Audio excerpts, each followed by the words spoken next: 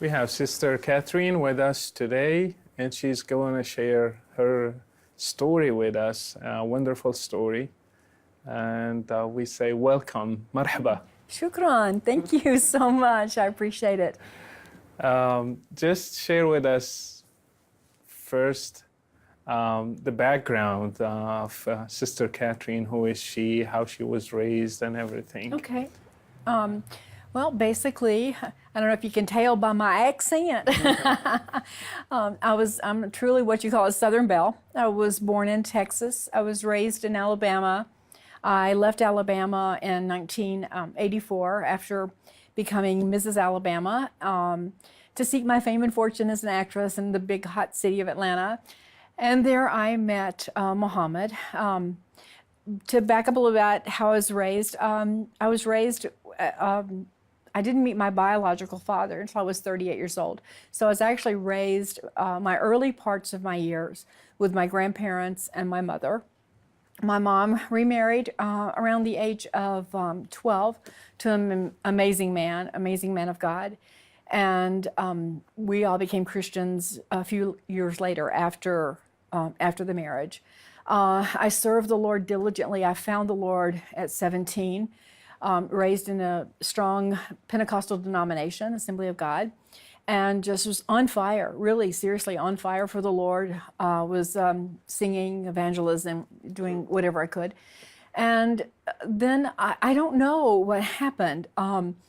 Not that I ever stopped believing or doubting God. I think from as early as 4 years old, knew that I knew God was real and loved the Lord and hear stories about God around dinner table and would cry and weep. And there was something in my heart tugging.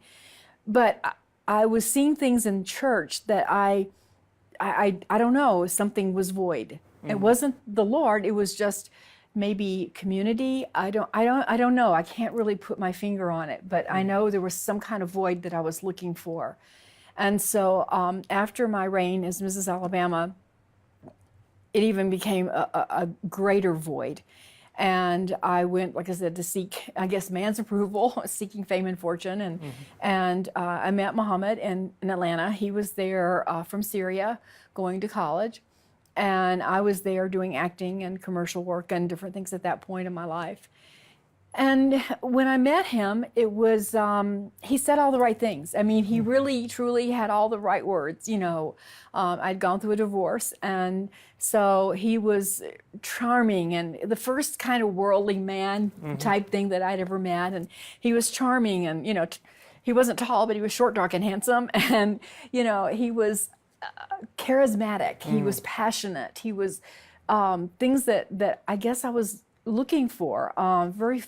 Appeared to be very godly and very family oriented, even though we met in a nightclub. Okay, so I should have got a clue, but it was just the things that he said, the way he took charge, the way he took control of our relationship. He swept me off my feet on the dance floor. He could dance. He could, he was, like I said, a passionate person. We dated off and on for about a year, and then we decided to marry. Even though his name's Muhammad. Oh, well, his first few minutes, he told me his name was Jamie, and he was from Italy, okay? It was later on in the evening that he actually confessed that his name was Muhammad. But we're talking about, this was the early 80s. So I being an Alabama Southern girl, honey, I didn't know anything about Islam, you know. And the way he presented it, which we kind of avoided the topic of religion, but the way he presented it sounded so similar to what I believed. He believed in heaven and hell and angels and God and Jesus and Mary and, so he presented well. He presented, and, when you're in love, people say you're blind. I was deaf and dumb on top of it, So it was just a whirlwind relationship. Right. And when he had been married before, and when he asked me to marry him, he asked me if I would marry him in the mosque, because his first marriages that were not, and he wanted to really marry me. And he said, like I said, I want you to have my children. I will take care of you. And all the things that women really, really want to hear, that we deny a lot of times, but really want to hear. Right. So we married in the mosque. I did not tell my parents, who were born again Christians. No, I did not. I was an mature adult and I could make my own decisions at this point. Wow. And so actually, when we went to get married, it was a little bit of deception. I wasn't sure if we were getting married or just getting engaged in the mosque. And then what happened in the ceremony was kind of bizarre. It was the women were all on one side and the men were on the other. It was after Jamal, after the Friday prayer. So there were still people that were left in the mosque. And there was like a curtain that divided the two of us. And then I kind of went to the front of the curtain and he was at the front of the curtain on the other side, which I still couldn't see him. I was kind of feel like it was the Leah Rachel story, Right. so I could be marrying anybody over there. Right. But anyway, so there were three guys and they kept doing the whole service in Arabic. So I wasn't really sure What you were saying. I was saying. Exactly. And, the little ladies were beside me and they would like kind of nudge me to say yes at that point and then la la la la, doing the celebrating and stuff. And so after the service or ceremony was over, which I had to repeat everything in Arabic 3 times, which, Yeah. I don't know if it was valid or not because I couldn't speak Arabic, Right. at that point. And so after that, they gave me a little cookie, and I bit a little cookie, and they gave him a little bite, and then he was gone for quite a while, and the women were there, but they didn't speak any English, but they were bringing me food and water and different things. And then I heard a little knock on the women's side, and they said, go, your husband. And so I go out, and you know how an American traditional ceremony, you hug, you kiss, whatever. Well, there was no affection whatsoever. Wow. Matter of fact, How did you take that? well, I didn't know. I was kind of confused because I went to embrace him and he's like, pushing me back and no. And then finally when we get into the car and I'm stripping off the veil, the hijab, he was like, in our religion, we don't show public affection, and Right. especially here at the mosque.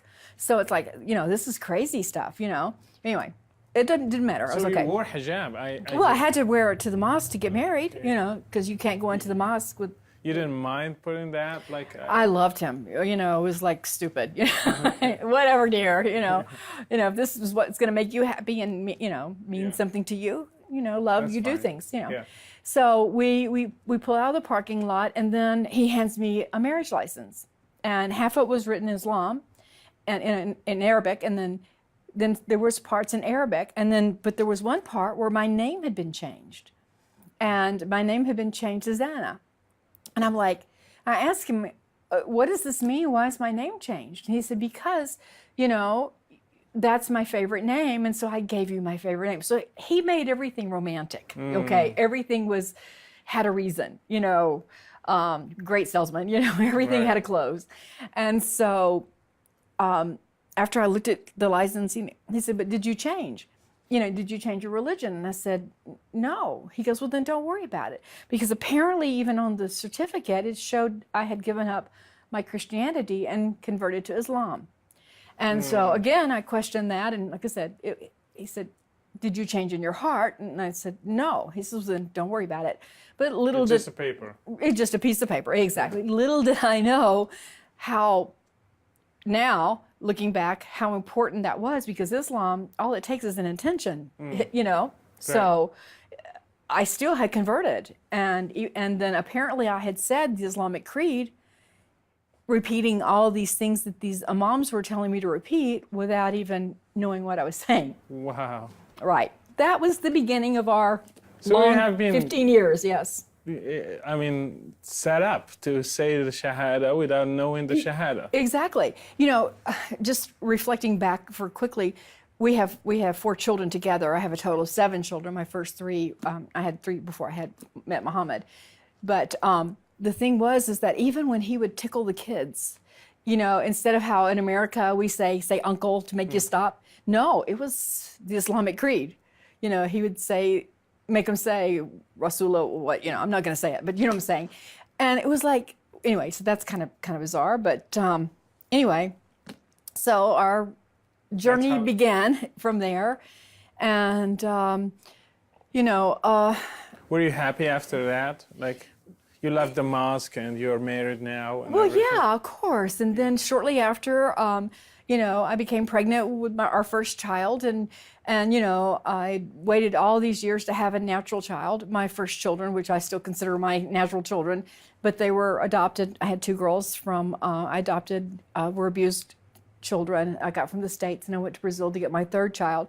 So this was my first natural child, and you know, so of course I was, you know, excited and in love, thinking, and you know, with the man of my dreams, and he appeared to be everything that I hoped for. Did you tell your parents later? I told him that day, you know, later on that day. How did it go? Oh, not real. Not real well. Matter of fact, there was a huge fight between him and my mom, and he kind of gave me the, you know, I guess mandate. Who am I going to listen to now? You know, am I going to listen to my mother, or am I going to listen to, you know, to him? He's now my husband, and didn't the Bible say that you're to leave your mother and father? You know, I mean, he knew enough of the Bible, you know, to use it. Use it, yeah. So, so what do you say to that? You know, Right. I loved my parents, but at the same time, I'd started a new life with him, and I didn't want to lose them. I didn't want to lose him, and so it was kind of a very conflict. And you know, over the next course of several years, the control thing that drew me to him was the very thing that really amplified a few years later, that actually helped end the marriage.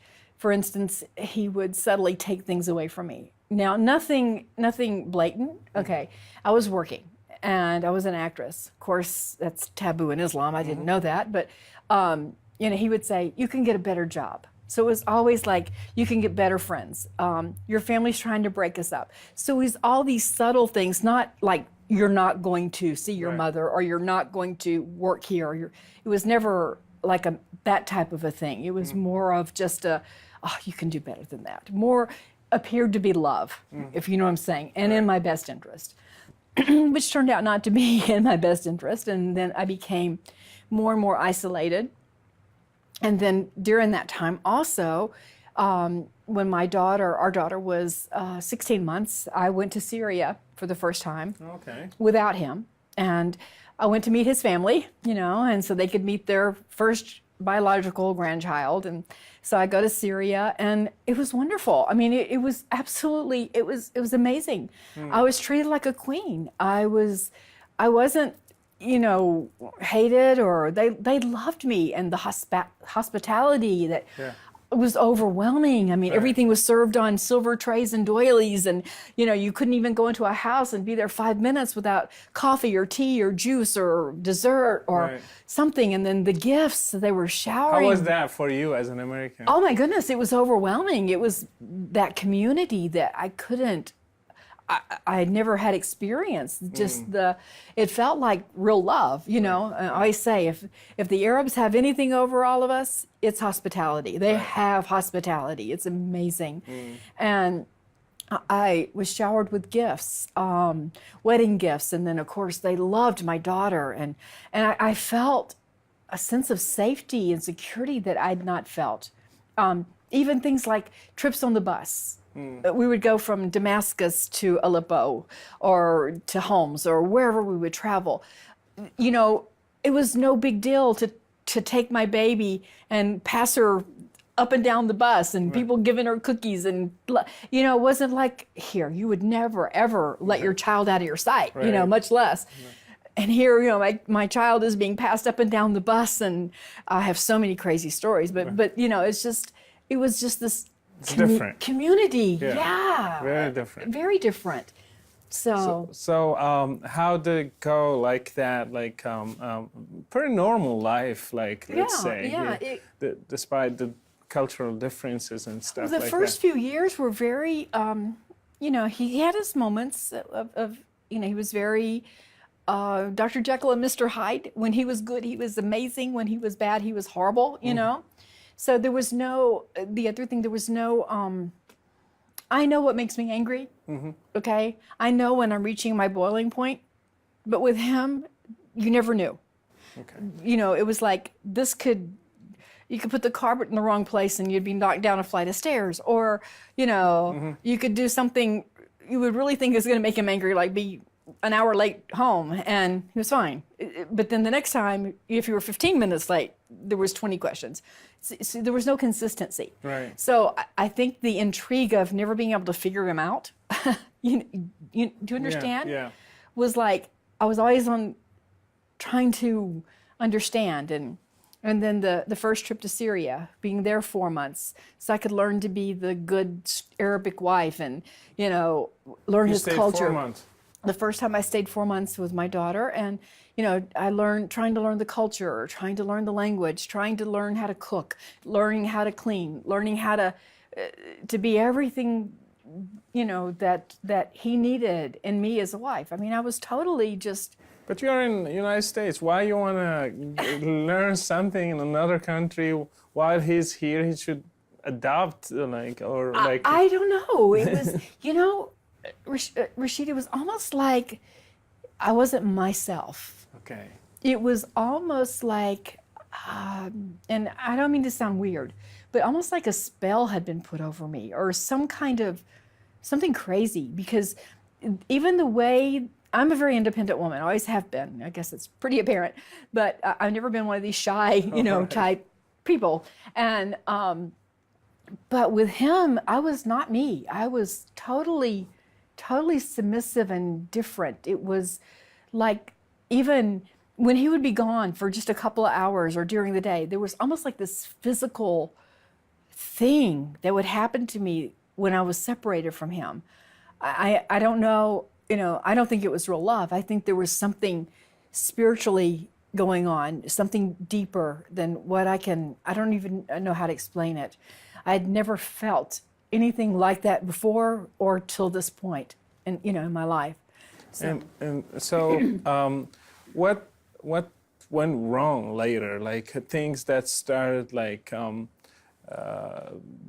putting questions in your head, or like questioning a lot of stuff in his in this relationship and right. stuff? It was during the pregnancy of our second child. Okay. We found out I was pregnant with a boy. The crazy as it sounds, the abuse really heightened at that point. It went more from verbal and emotional to actual physical. At 6 months, we got into a huge fight. He had stayed out all night. And when he came home and I questioned him, we really got into a real physical fight where he actually kicked me in the stomach and almost, I was afraid I was going to lose the baby. So it was kind of strange knowing that I'm carrying his heir, his son, which is supposedly, the most important thing to a Muslim man is to have that firstborn son, because even at that point, my name even changed. I'm no longer, Katrina or the mother of Zena. I'm now only the mother of Zachariah, and no one else, none of my other children. And so, but I was so determined. I had failed at one marriage. And with all the naysayers, I guess I'm determined that I'm going to make this happen. I'm going to make this work. I'm putting everything, 150%, into this relationship and into this marriage. Even to the point after that, I actually started going to the Quran, going to the mosque, learning not the Quran, but learning Arabic. Taking Arabic classes, and then of course when I went to Syria. Then I went back the very next year into Syria too. And I was in it all the way, I was just going for it. And did you convert to Islam? I didn't convert until the second time I was in Syria. The third time I was in Syria. Muhammad had been going out a lot. We had started a company, a mattress company, and we were making at that point lots of money. My weekly allowance, and this was in the 90s. My weekly allowance was $1,200 a week. Okay, that was just my money to blow and play. We were going to trips. We went to Egypt for, 3 weeks. We were going all over the world, taking these elaborate trips. I had gold from one end of my arm to the, diamonds and 10-carat, 9-carat tennis bracelets, and so there was so much stuff that he was now giving me, and it was really for his show. more than it was really for the love of me. But anyway, the mindset's totally different. Right. But I went, it was my third or fourth time to Syria. I'm sorry, I can't really remember. It's been a little while. And it was to the point where I was so frustrated because I didn't want the marriage to dissolve. And he was staying out all night and going out a lot. And I thought, well, maybe if I convert. I'd already done a lot of studying on Islam as far as the do's and the don'ts. Basically, how to meet in the middle, how to raise our children, you know. So I didn't offend his religion or he didn't offend my religion, which there is no such thing as a middle ground. But anyway, I tried. And then it was during the month of Ramadan. I was in Syria. And we were in Damascus. His mother was from Damascus. And was to the point where I just I'd ask everybody every question I could possibly ask. And so they take me down to the mosque, the larger mosque in Damascus. And there was an imam there who had lived in Chicago, who was from Syria, but he spoke very good English. So I spent a couple of hours in his chamber just asking questions, and he seemed to be able to answer me enough to satisfy me, okay? My biggest issue was the Jesus prophet thing, okay? Was Jesus the Son of God or was Jesus a prophet? Right. And I still couldn't quite wrap my hand around giving that the deity of Christ up. But at the same time, here I was in a conflict, you know? I'm living in this earth. I'm in love with this man. I have 2 children thus far. And what do you do? Right. And so, you know, I figured, why can't I have both religions? In the back of my mind, you know? So I go and I after talking to him, I look at my mother-in-law and I tell her, yeah, I'm ready to make my shahada. And so we go and she teaches me how to do all the washing and, you know, the washing the hands and washing the face, and the prayer is about to start. So I get into the prayer and then just get caught up in all of it, you know, and then the parties started and the celebration, and then the whole town went crazy and, you know, bringing me gifts. You know, I'm a Muslim, and bringing me money and gold. And I'm like, this is crazy, you know, but it was great. The attention was amazing. And, you know, you liked it. Oh, who wouldn't, you know? And come on, you know. Didn't you think about your Christian faith, your Christianity? I tried not to. Okay. It didn't hit me until I left Syria, and then we all went on a trip because Muhammad couldn't go to Syria because he didn't serve in the military. So we had to meet in Egypt, and he met me in Egypt, and I did not tell him that I had converted. And so when we get to Egypt here, I'm all covered, you know, I'm wearing the hijab, you know, the veil and the long garb and everything. And so the jalaba. And so he gets off the plane, and I tell you, this was bizarre. I'm sitting in the airport in Egypt waiting for him to come, and off embarks a group from Saudi Arabia. And these women were all covered completely, you know, I'm talking mask and the whole bit. And as they're coming off the plane, they're disrobing. Right. And here I am now, this pious Muslim, right? Yeah. Okay, you know, I'm doing my 5 prayers a day, and I'm fasting Ramadan, starving, and, you know, and so here they're coming, and I'm telling you, as they're coming off, they're not 5 paces behind their husbands, they're like 20 paces ahead, and mini skirts. Streetwalkers look decent. Right. I'm telling you. So that was my first pause. I'm like, wait a minute, something's wrong with this picture. You know, how come you're one thing in your country and here you're in Egypt and you're, you know, anyway. So he gets off the plane, and he didn't recognize me, of course, because now he didn't know that I had converted. So, of course, you know, it's a big deal. He cries. He's like, oh, thank God, you know, my heart's, my desires come true. And so that whole trip in Egypt was an amazing journey. And he was happy. Oh, more than happy, you know. He's now going to heaven, you know. Yeah, right.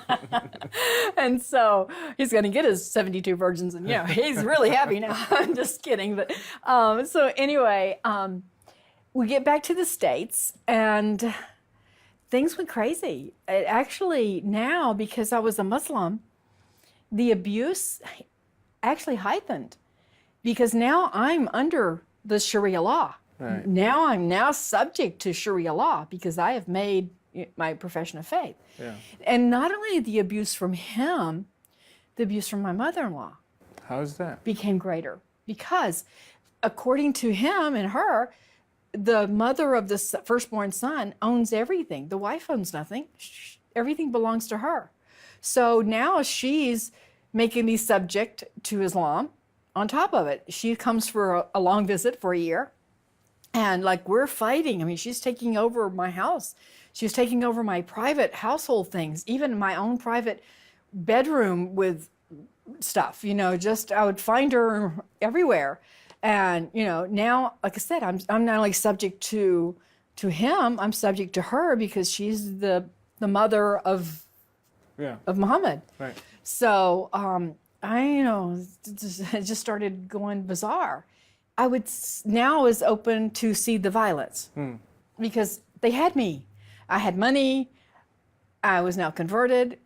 My mother-in-law would give me all these horrible stories about if you were to leave Islam, what would happen to you or happen to your children or whatever. So how am I going to leave? How am I going to get out of this, So what did you do? So I stayed in Islam for about 3 years, very faithful, praying. And like I said, now I'm going to Islamic school. Doing Ramadan and everything. Everything, doing oh yes, doing all the, the washing, wudu. The parties, after you break your fast, and iftar dinner, and everything, and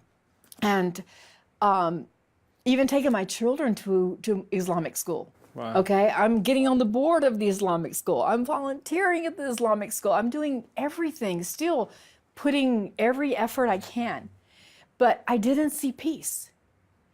It seemed like the deeper I got into Islam, the less peace I had in my heart. I don't care if I did extra surahs. I don't care if I did extra prayers. I don't care if I prayed all night during Ramadan, during the 10 days of power. It didn't matter. There was no peace. No matter what I did, I couldn't find that peace that I did know before when I was a Christian. So your peace was stolen. You lost it. It was completely gone. Not only my peace, but everything started becoming disruptive. And my mother and dad prayed fervently, of course, for me to become, to come back to Christ, and they would pray for my children. Did you tell them about your conversion to Islam? My children, yeah, of course. No, your parents. It was obvious. I was covering. They lived across the street from me. What are you going to do? I'm coming out of their house with a veil. So you kept it all the time. Mm-hmm.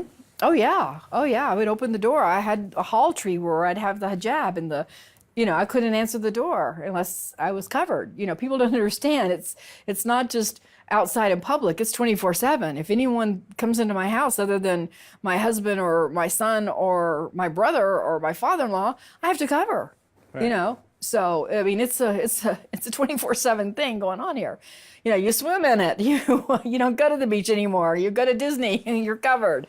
So anyway, How did that go? Like with you the first? Well, it was like this religious thing came over me. I'm like more religious and more spiritual than everybody else because I cover.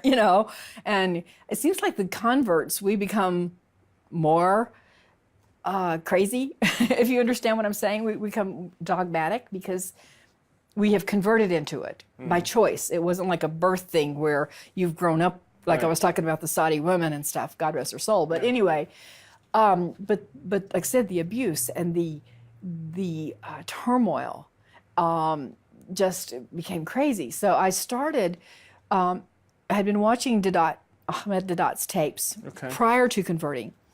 And now I started online on the computer going back to his videos and his messages and actually piecemealing them, tearing them apart, seeing where he had misquoted scripture. I mean, what has Satan used? What did he use on Jesus? He used the word of God. Right. What does Islam use? On all of us, they use the Bible. They use God's words, Right.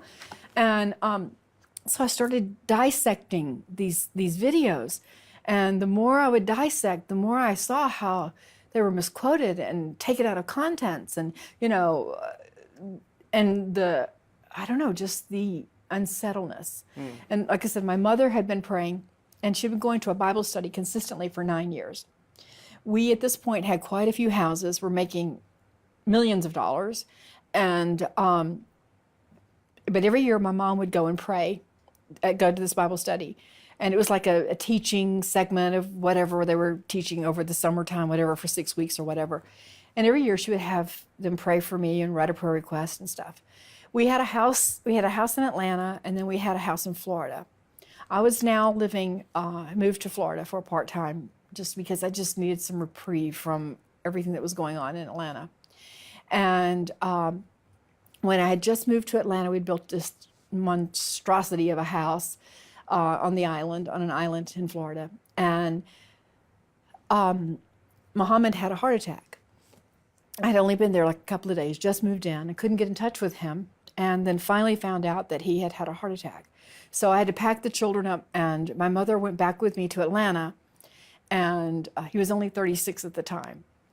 And when I got there, it was like all hell broke loose at that point.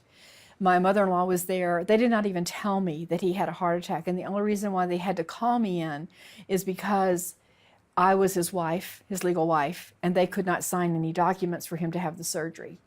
So when all this started coming out, I'm thinking, wait, something's not right. Something's not right. Gave me pause to think.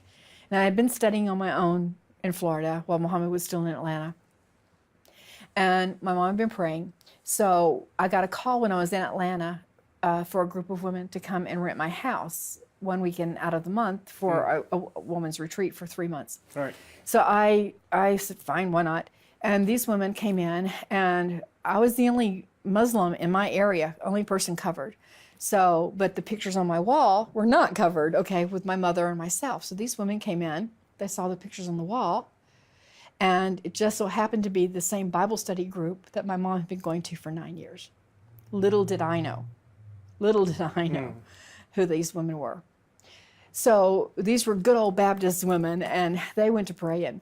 And literally I had to leave just about everything in the house. We just moved in. They anointed my whole house with oil, praying. They would, every weekend they were there praying for my salvation to come back to the Lord. And I even was such a faithful Muslim, I had built a mosque in the bottom of my house so I could go and pray, because women aren't encouraged to go to the mosque. They can, but I had my own where I had the Adhan would go off 5 times a day so I could pray. And so they turned that off. And then they started praying Isaiah, that every word of God would not return void, but would accomplish what it was sent out to be. And my mom apparently had been praying much the same thing. And she was also praying a prayer that's in my first book, Married to Muhammad. It's breaking the strongholds. And it was just a powerful, powerful prayer that her and my dad started praying for like 2 months straight. Well, since we're talking about your books, can you present them, and what are they about? Yeah, the first one here, this one came out the day before 9/11. This one basically will take a woman through the dating process all the way through divorce, conversion, and coming out of Islam. And it's really a cut and paste from the Quran and the Hadith. So it's not just my words, it's Islam's words. And I got it from good sources. Even imams told me this was the best Quran to use, the best Hadith versions to use. So it's cut and paste, and it tells you exactly what's going to happen. So it's not even me. It's not me. It's really what Islam says, and how women are to be treated, how the children are to be treated. So that's what this first book was all birthed about. But what happened was these women came into my house, and I had been gone for about 4 months. And when I came back, it was like the Holy Spirit of God had moved in my house.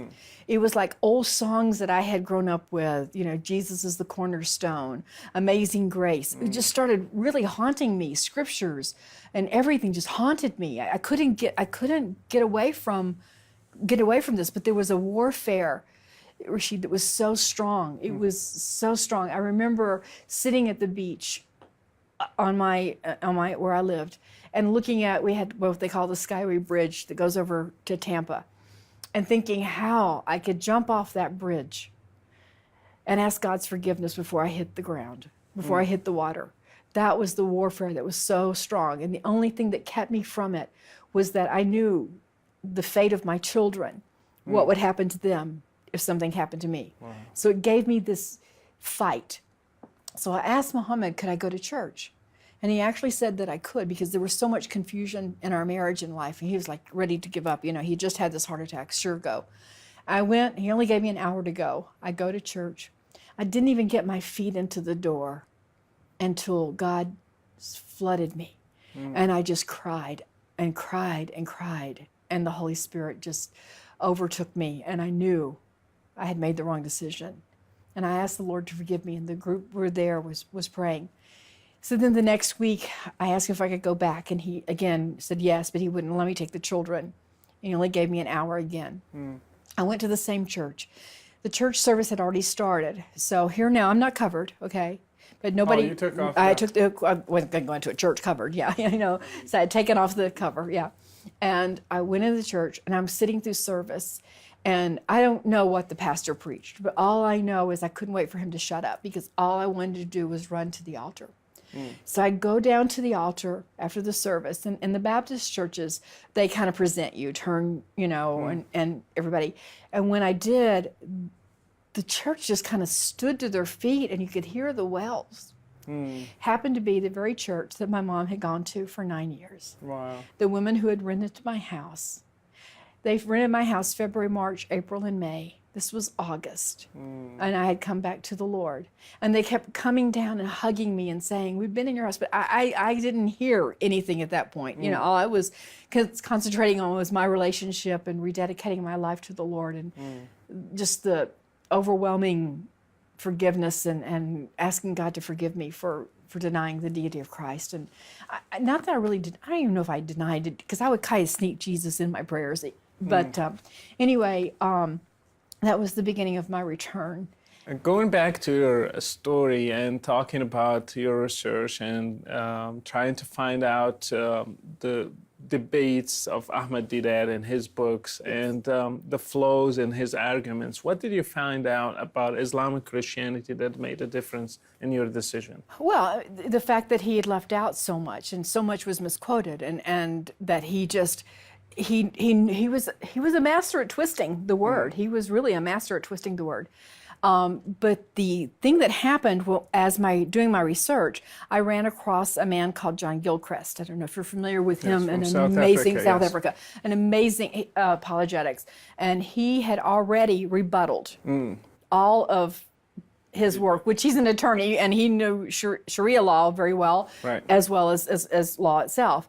And so the way he was presenting, I just started studying more after that point, studying John Gilchrist, and I actually got to train and study under him for a while, which was absolutely amazing. But he has a book about the resurrection of Christ and how. His work is phenomenal, and of course he followed Ahmed Deedat for years. Of course, this is sidetracking off the story, but he was really a very strong instrument in my return to Christ, because with all the doubts, and it really, like I said, it got to the point where Muhammad let me kind of go to church for about a year.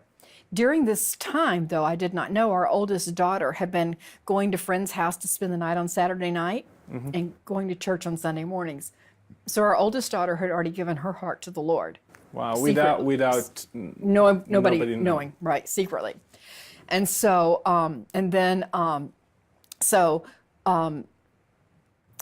I just, like I said, just started studying John Gilchrist's writing, and Muhammad kind of let me go on for about a year. And then I was a gospel singer prior to all of this, So you just reaffirmed your faith. Did you search for things about Islam as well? Oh yeah, this is how these books were written, because I would do hours and hours of research. I mean, I probably went to over, I don't know, several thousand Islamic websites rebuttaling things. I would take tracts from mosque and rebuttal their. What was the most striking in your findings? Like, what did you? It was all of it. It's hard to say if there's like just one thing. The main thing was the deity of Christ. You know, because without the deity of Christ, without Christ being the Son of God, there is no salvation. You can believe in Jesus all day. You know, you can be a believer. Satan's a believer. You know. Right. But it's removing who Christ really is. We remove him, we have no salvation. Right. Because without the blood of Jesus, you can do rituals all day long. You can go to church. You can teach Bible school. You can do anything. But without that personal, intimate relationship with a Father, a loving God, there is no salvation. Right. So that was the biggest thing that, I had rejected, or was rejecting that part of who the Lord was. So when you went to church and you gave your life back to Jesus and you went home, did you tell Muhammad? No. No. I was afraid. I lived in fear for quite a few months. So I decided to do something kind of covert. And when he would leave for work, I would bring out my praise and worship tapes and sing and stuff. And he let me join the choir, but I was always on a time limit. And I decided to have a concert. And I systematically wove all these songs into this concert and invited Muhammad to come to church.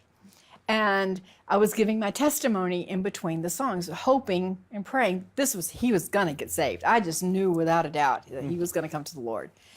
And so we have the service. And by this time now, we had 2 more children, twins, and they were like 3 years old. And halfway through my singing and service and stuff, our youngest daughter started breaking out in tears and crying. Muhammad's getting upset.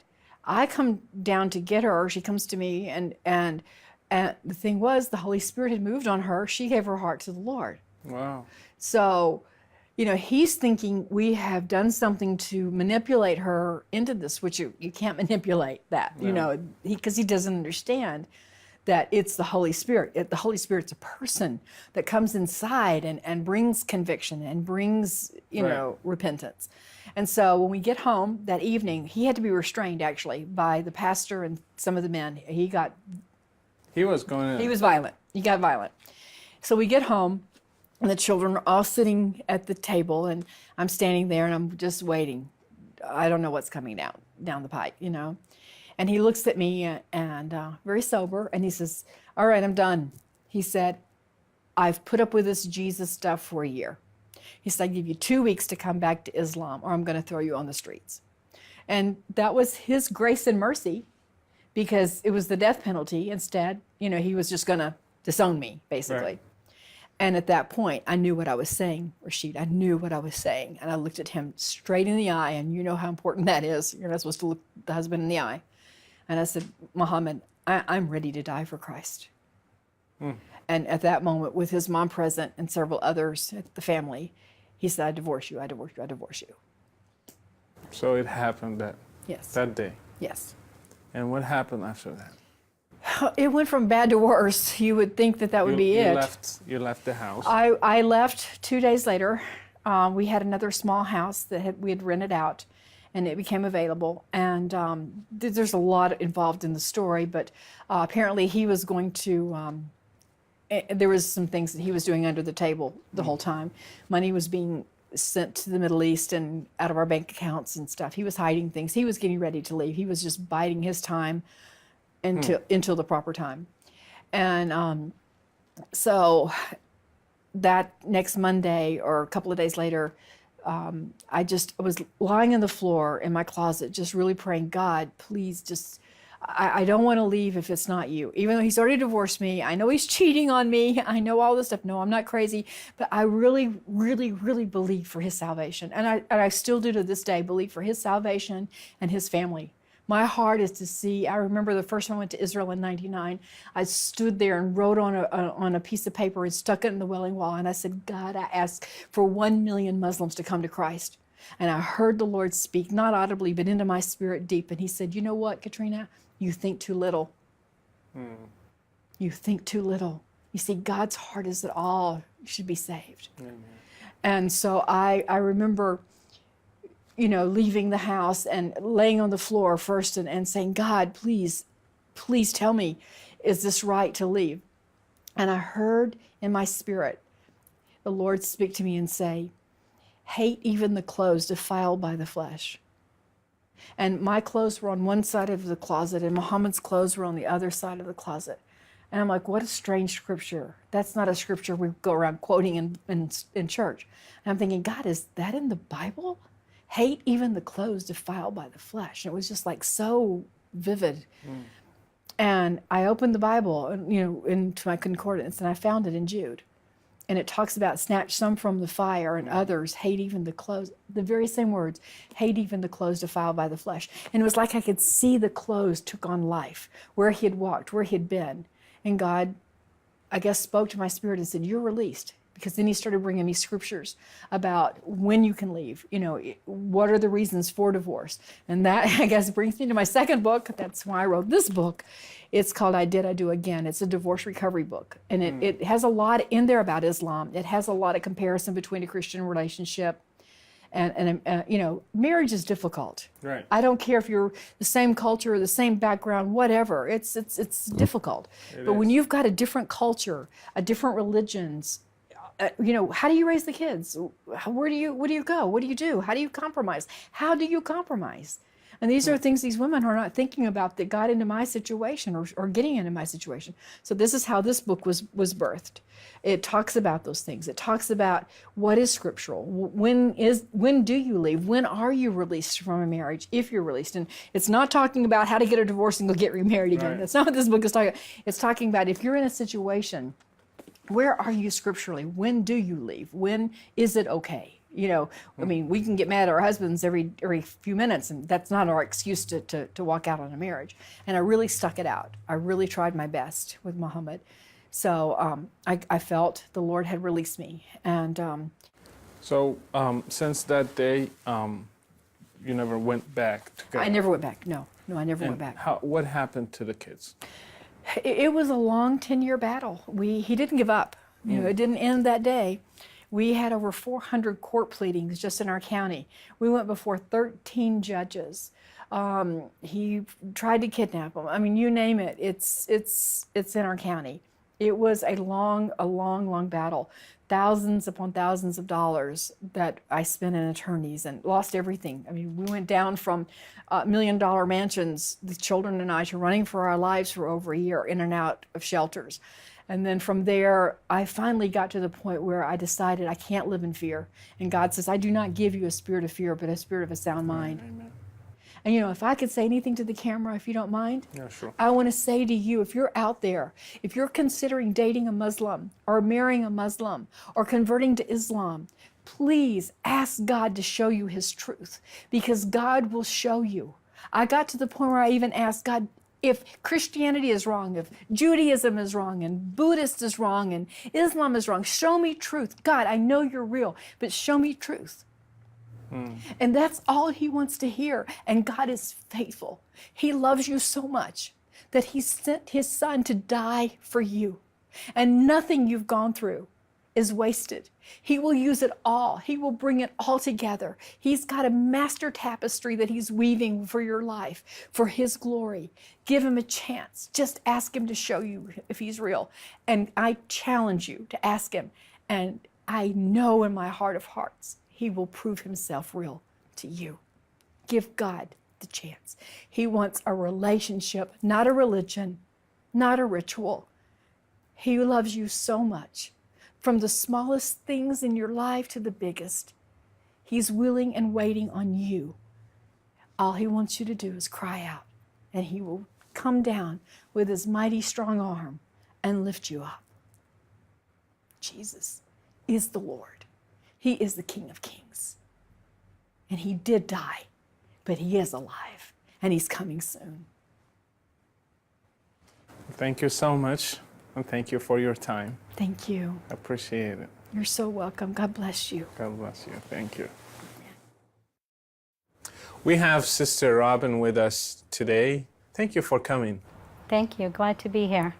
And I just have, I'm very eager to know your story, so please share with us your story from the beginning. Okay, well, I ended up marrying 2 different Muslim men, not just one.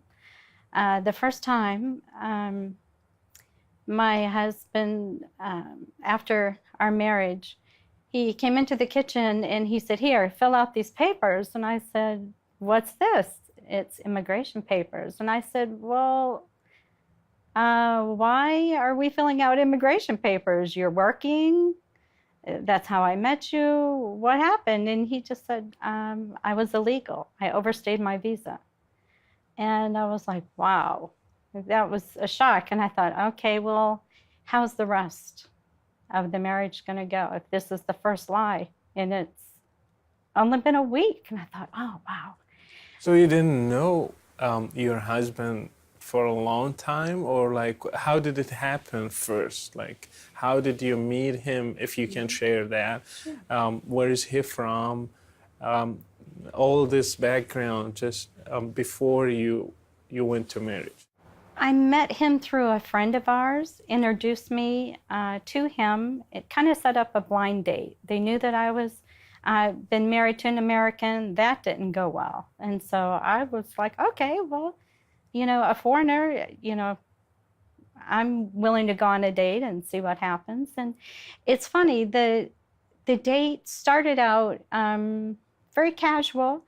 And then, you know, a few days, he started calling me every day. And then next thing you know, we were seeing each other every day. It just moved very, very quickly.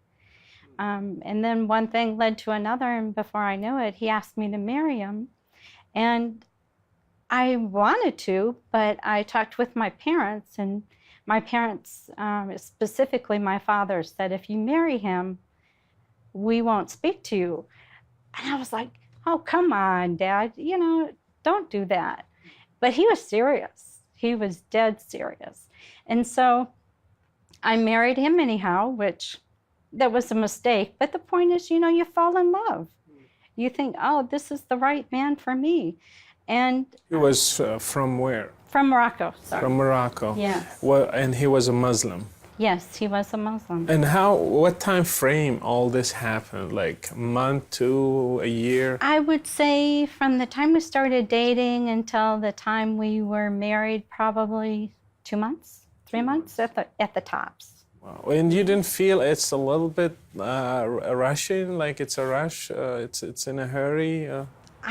I did, but yet at the same time, there was just something about him that was very calming. Okay. It just filled whatever gap I had inside me that I needed. So you were not like a little bit having some questions about his faith, being a Muslim? You are American, he's Moroccan, different cultures, different religions. You didn't take that into consideration? I didn't know really anything about Islam. I didn't know anything about the Muslim culture. All I knew was I assumed he was Americanized because he had lived here for some time, celebrated Christmas, you know, things like that. We talked about God. We both believe in God. He said he believes in one God. And to be honest with you, I just thought, well, you know, we've got the basics foundation here. Abraham, you know, the Old Testament. The only point was with Jesus, which he believed he was a good man, and we both disagreed on that point. But it was not a big deal. Well, it should have been a big deal, but unfortunately, when you're blinded with love, you just seem to kind of justify whatever you want. So here you go, you got married and everything. Did you do it in a church or just how did the marriage go? We got married in my home. Okay. We had a notary come and marry us. Okay. And then you were surprised that you had to sign immigration paper. Yes.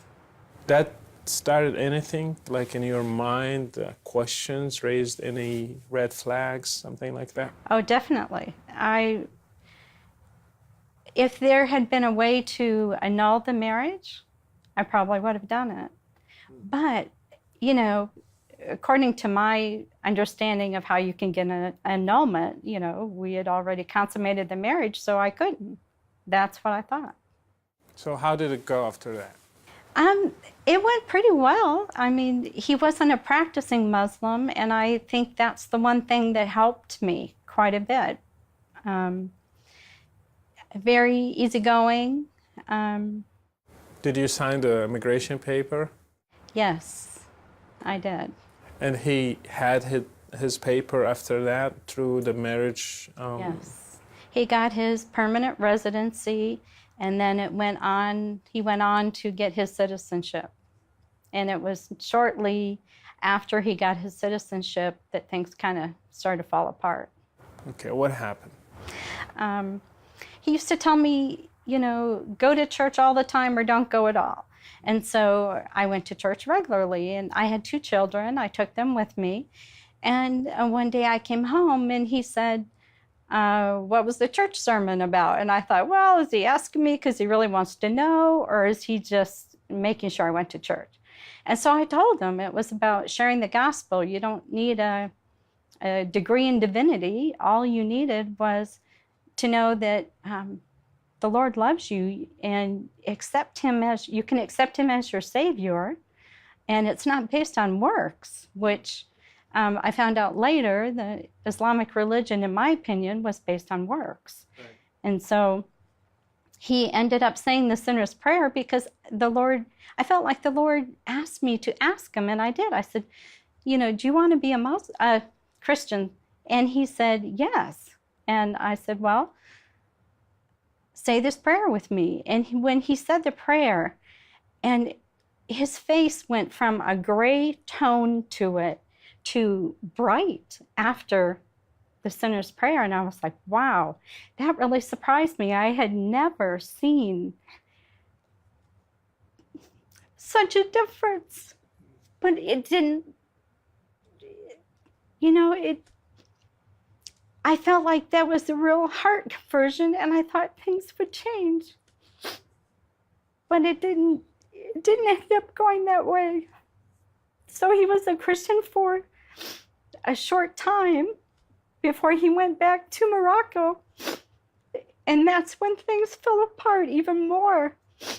I believe he had an arranged marriage because he came back with all this fancy clothing. And I'm like, something's not right here. How much he spent in Morocco? How much time? A month. A month. Yes, every time he went, he spent a month. And you think that a marriage happened during that? Yes. After getting his citizenship? Yes.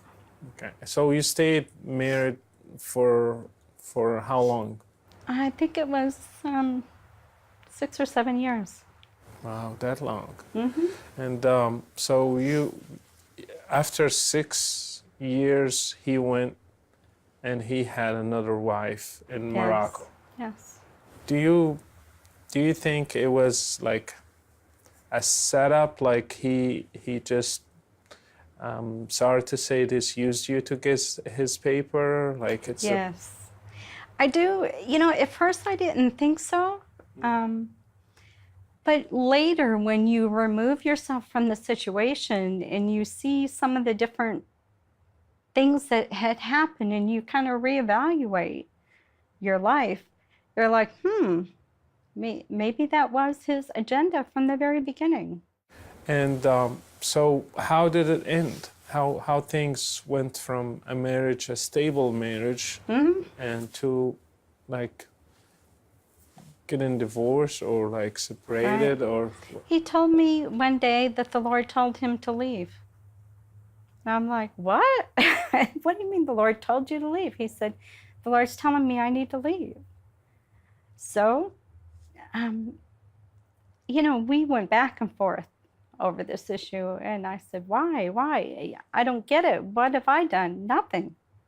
He just felt like the Lord told him to leave. And so that's what he did. But the whole time he had already had a prearranged marriage, and the prayer of faith turned into saying the Shahada again when he was in Morocco, because he had an arranged marriage waiting for him. So you think he went back to Islam? Yes. Mm-hmm.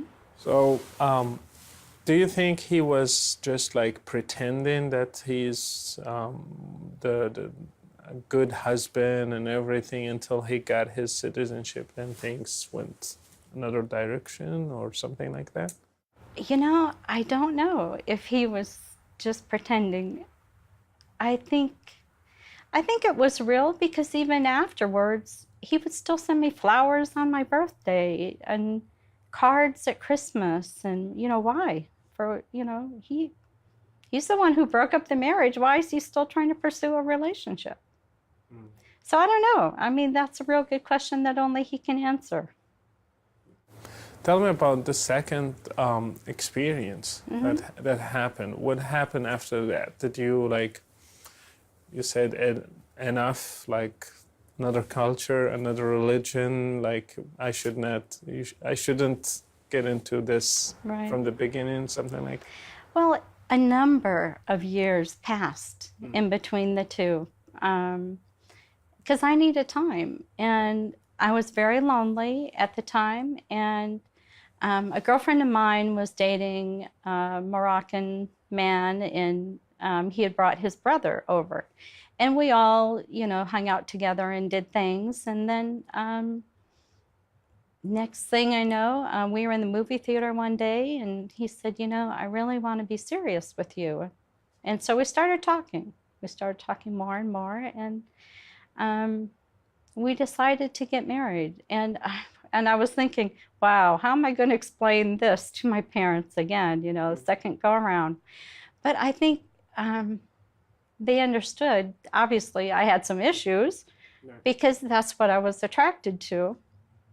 And, you know, we ended up getting married, but this is really quite a twist. We were married by a Jewish rabbi. How's that? Yeah, I know. This Jewish rabbi that we found, you know, spoke to us a little bit about why we wanted to get married and so on. And his wife was born in a Muslim country, but she wasn't a Muslim. And he agreed to marry us, and I don't know if he was just doing it to... And your husband accepted? Yes. As a matter of fact, he told me, he says, we have a lot of Moroccan Jews in our country. So he didn't mind? No, not at all. He didn't even flinch. So he didn't insist, for example, that you should go to a mosque and do the... No, not at all. Okay, and what happened after that? Was he from Morocco too? Yes, he was from Morocco. And after that, we, you know, started doing what married couples do, going places, doing things together. I really enjoyed his company quite a bit. I mean, we seemed to be very well suited for each other. The only thing that started happening, you know, as we got more and more into the marriage, he started doing his prayers more. He was a practical Muslim? Yeah, he practiced quite a bit. And I didn't see all those things in the beginning because, you know, we were separate. We were both, you know, in different houses. But he said all the prayers, he did Ramadan, things like that. But that's when I noticed more that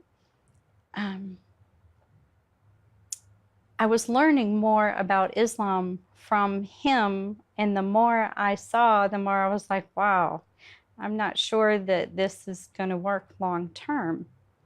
Because to give you an example, I'm getting ready for work in the bedroom, and I come out, he's in the living room saying his prayers, and because I passed by him, he had to start his prayers all over again. Like they were invalidated because I walked by. I thought, wow, that's crazy. And during Ramadan, we would be sleeping together, and then at a certain hour in the morning, he would just throw me on the other side of the bed and like, oh, you can't touch me now. And I'm like, well, why? You know, it's like, because this is when Ramadan starts. And I said, well, wait a minute. You mean all throughout the year, you can drink, smoke, do whatever, and it's okay. He does that? Well, he did at one point, and then he, you know, didn't do that anymore. But the point is, you know, that was his life. You can drink and smoke and carouse, and then all of a sudden, during Ramadan time, you're holy. How is that? You know, I told him, I said, either live holy all year or don't do it. Right. You know, or just quit fasting. I mean, what's the point if just for 30 days? And I talked to him about, I would see him prepare for prayer, washing his hands, his feet, his leg, every, you know, part of his body in preparation for saying his prayers. And I said, you know, I think that's really admirable. However, have you prepared your heart? And he said, no, we don't. You prepare the outer body. And I said, but it's the inner body you need to prepare, because you're worshiping. And he just didn't seem to grasp, you know, that it's the heart. It's not just the outward acts.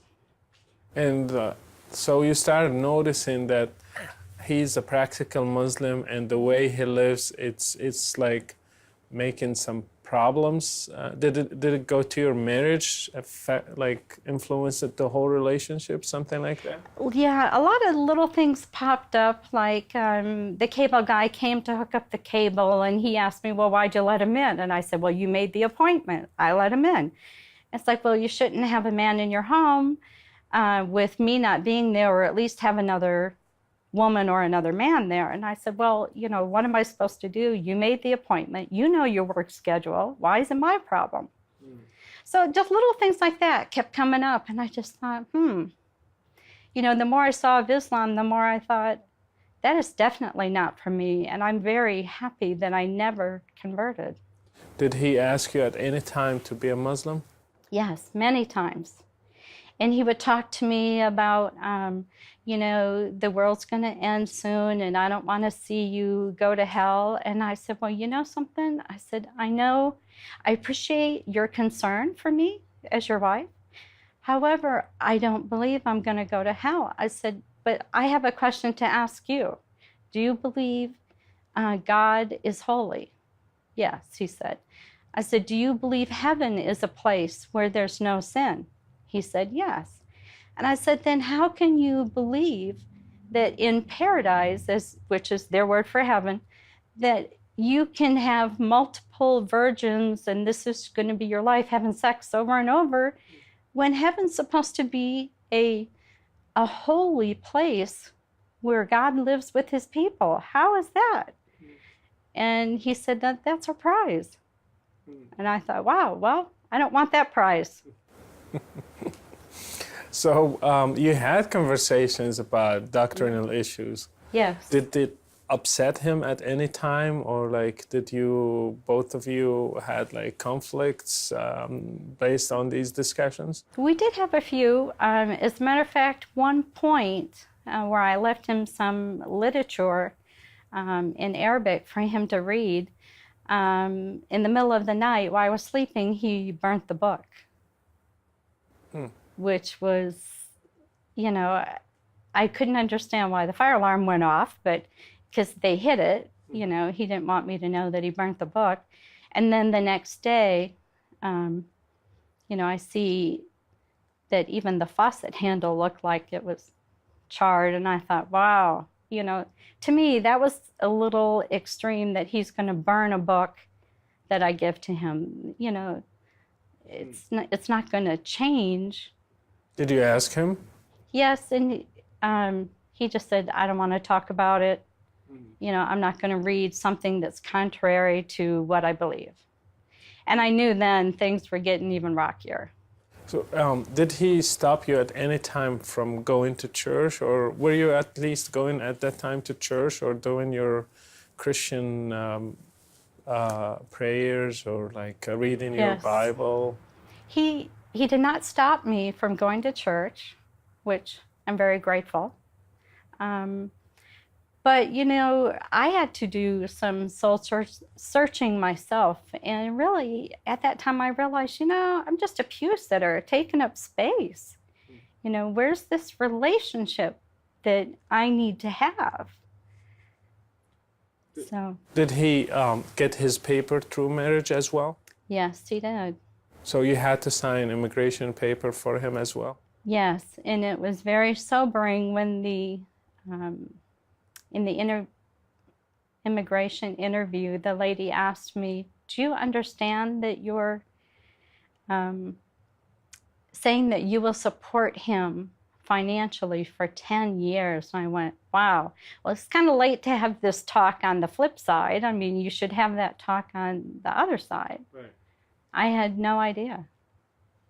Well, I mean, from the first experience, didn't you have a fear that probably the same thing going to happen? These Moroccans, they just like use American women to get their paper for any reason, and then later on they will go for their life and they will leave her. Didn't you feel probably the same experience going to repeat itself?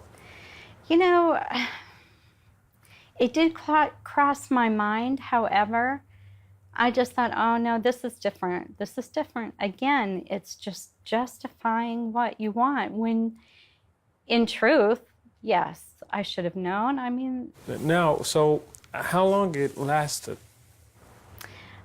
I think it was 4 or 5 years. So he got his citizenship?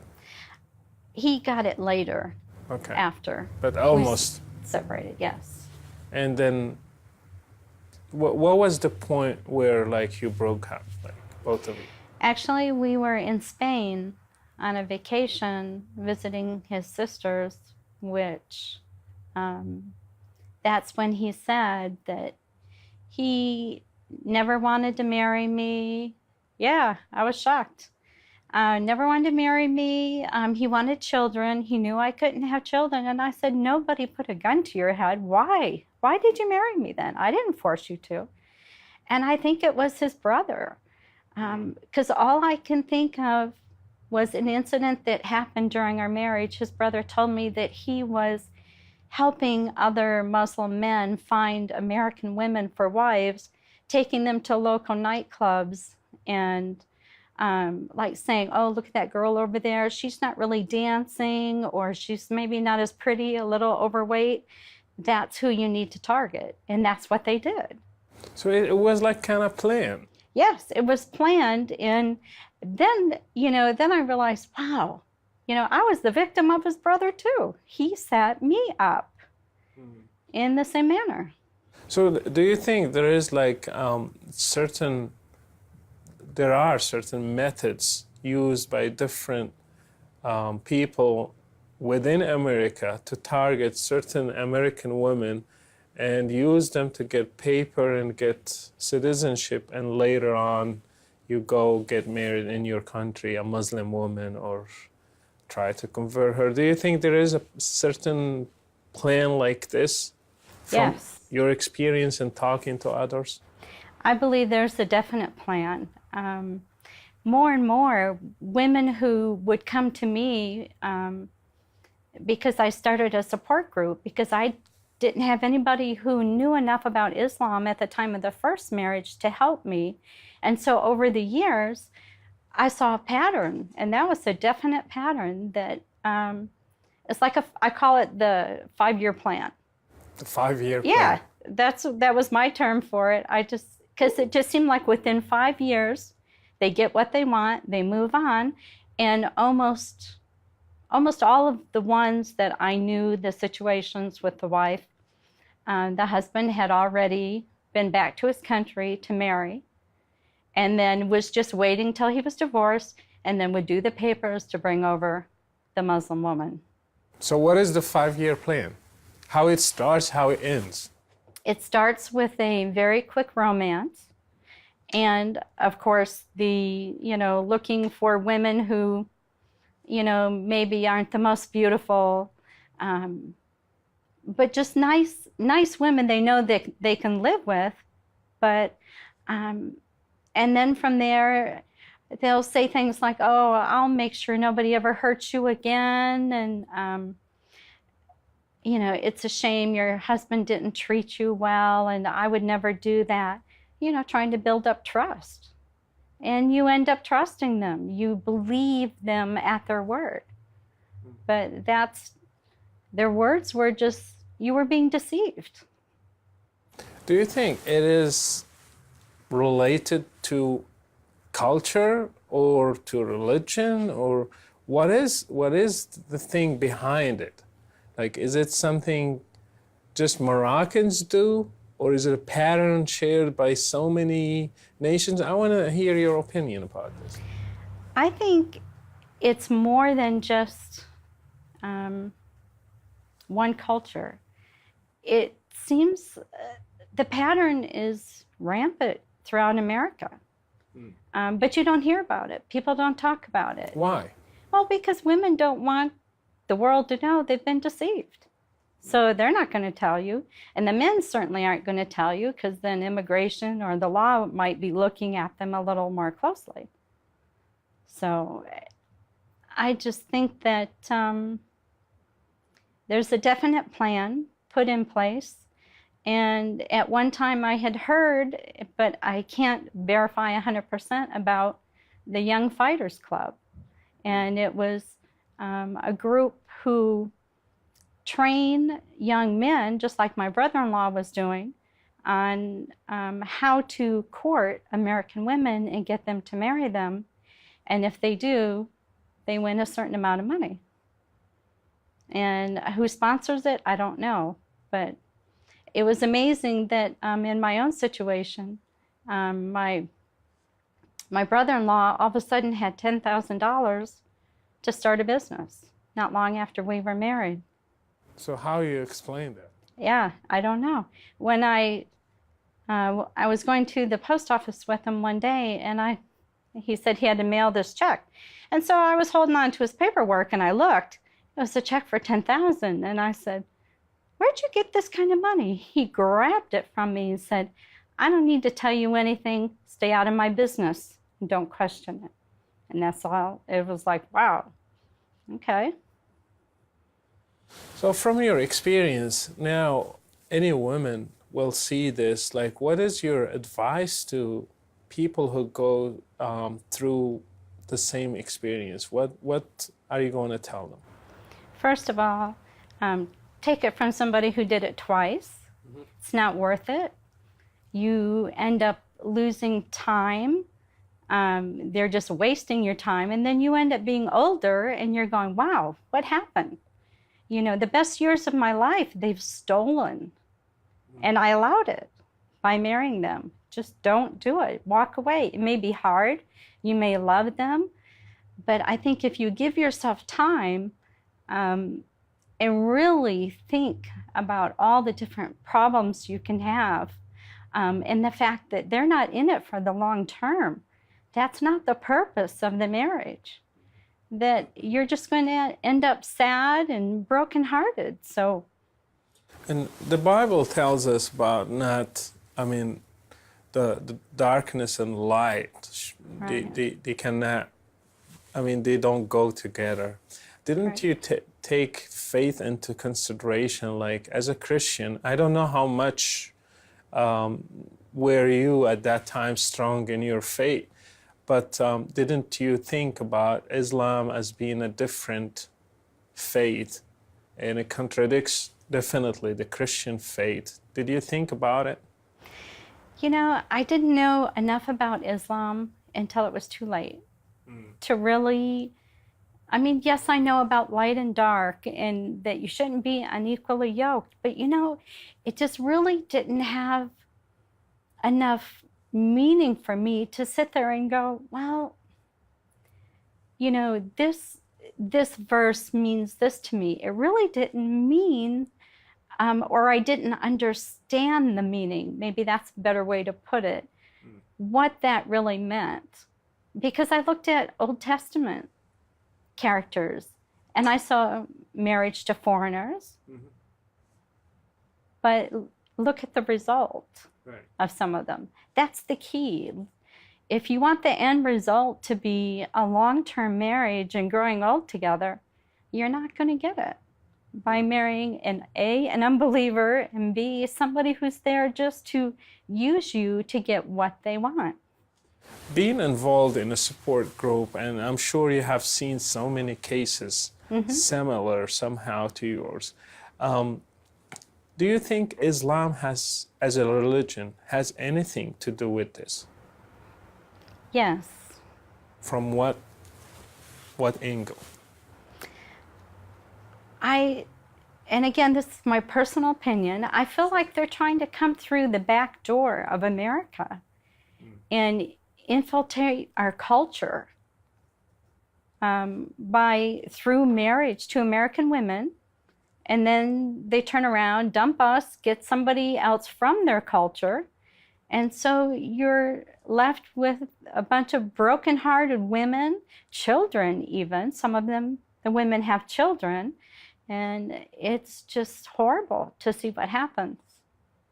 Being myself a former Muslim, I can see something, and I want your opinion about it. Let's say I am a Muslim and I see a Christian country and I see I have the right as a Muslim, as a superior religion, that I can take advantage of them any possible way, even using their own girls, their own women, their own money to one day rule their country and have my religion the dominant one. Right. Do you see any place of this idea in what happened to you? I think definitely that can happen in America. Little things that you don't see advertised or reported by the media, honor killings. You hardly ever see that reported by the media. Judges making decisions based on Sharia law when that is not the law of the land here. Why are we even considering Sharia law? So it's already begun, in my opinion, and I feel like the churches need to wake up. What can the church do to stop this, or at least make an awareness? Educate themselves about Islam. Really, not only the pastor, but their lay people who are out in the community. They don't understand what's going on. They just know that, oh, you know, all they think about is Iran, you know, and what's happening there. But they don't understand that in the meantime, all this other stuff is going on that they're totally blind to. And it's going to affect them. It's going to affect the church. There were other women, not in the church that I went to, but that I had found later, who were doing the same thing as me, and their church didn't have enough information to really counsel them. I heard that the most targeted people in the United States by Islam are African Americans and women. Do you confirm this from your experience and from talking to other people? I had more experience with them targeting women, American women. I'm not sure about the African American. I'm sure that does exist, but I don't have the experience to say yes.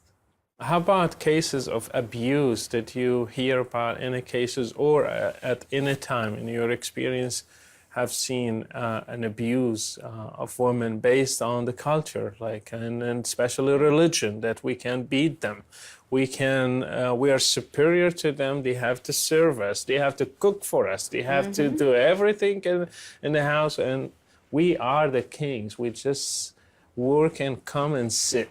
Right. So did you experience this? Because this is how we were raised, and part of it is religion. Do you have anything to say about this? I know that there was a lot of abuse, physical abuse in cases of women that I spoke to, but in my own personal case, it was more, I had a back injury and I told my husband, please, you need to work, because he wasn't working. So he was not working. Sorry to stop you here. Yes. And you were supporting him? Yes, yes. I was supporting him. And he wasn't working, and every day I would cry because of my back injury and have to force myself to go to work. And which husband? The first one or the second one? The second one. And that's when him and his brother came up with the idea to start the business, start their own business, and the money magically appeared. So the abuse, we were talking about the abuse. You have not seen from other women that went through the same experiences abuse? Oh yeah, they've been abused. One woman who's a very good friend of mine, the abuse was so bad, they consider her case as like the standard to judge other cases because it was so bad. And it was amazing that the courts awarded custody of the child to the father, the one who was doing the abuse. It doesn't make sense. How about, I heard about polygamy within the Muslim community, but it's not recorded anywhere. So he has on paper one woman, but actually he has 4 or 3 or more than one. So do you confirm this from dealing with cases of American women married to Muslim men? Yes. What they do is they'll marry the American woman, you know, through the courts, whatever, and then they will go later and get another wife and just marry in the mosque because the mosque does not have to report it. So this is like confirmed by many cases or just one incident? No, there were a few. There were a few cases, but also just as a woman myself to see, is that really happening? I signed up for a Muslim dating site, and there were so many cases of men looking for other women, and they put right in their profile, you know, I'm married, but I'm looking for another Muslimah, and we can just get married in the mosque. I was shocked. On the internet? On the internet. Public? Well, it was a Muslim dating site, so. So it's a marriage, Islamic marriage, but it's not recorded with the government. Correct. And the mosque blesses this marriage, because even if it contradicts the law of the country. Well, I assume so. I mean, otherwise, why would they marry them, knowing that they're married already? Well, last thing, do you have anything to say to girls and women who are sometimes attracted to a good-looking Middle Eastern man? They love him, and he looks fine, and he looks moderate. He's not going to force them to convert or anything, at least at the beginning. Right.